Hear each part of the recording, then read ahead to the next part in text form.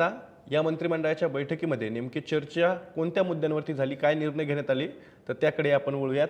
तर यामध्ये जलसंपदा आणि महसूल विभागाचे जे काही निर्णय आहेत ते शेतकऱ्यांशी थेट संबंधित आहेत।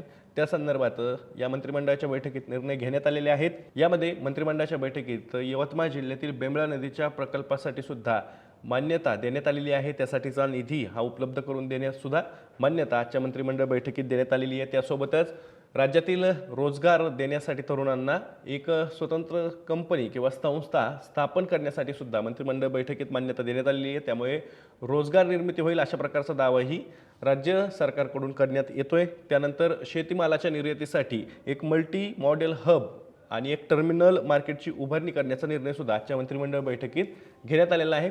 आता हे निर्णय नेमके काय आहेत ते आपण 10च्या 10 संक्षिप्त स्वरूपात बघणार आहोत, म्हणजे थोडक्यात बघणार आहोत। तर पहिला निर्णय आहे महसूल विभागाचा। भाजीपाला निर्यातीसाठी शेतकऱ्यांसाठी ठाणे जिल्ह्यातील मौजे बापगाव तालुका भिवंडी येथे सर्वोपयोगी मल्टी मॉडेल हब आणि टर्मिनल मार्केटची उभारणी करण्यासाठी मान्यता आजच्या मंत्रिमंडळ बैठकीत देण्यात आलेली आहे। त्यासाठी राज्य कृषी पणन महामंडळाला 7 हेक्टर 96.80 आर जमीन उपलब्ध करून देण्यात येणार आहे।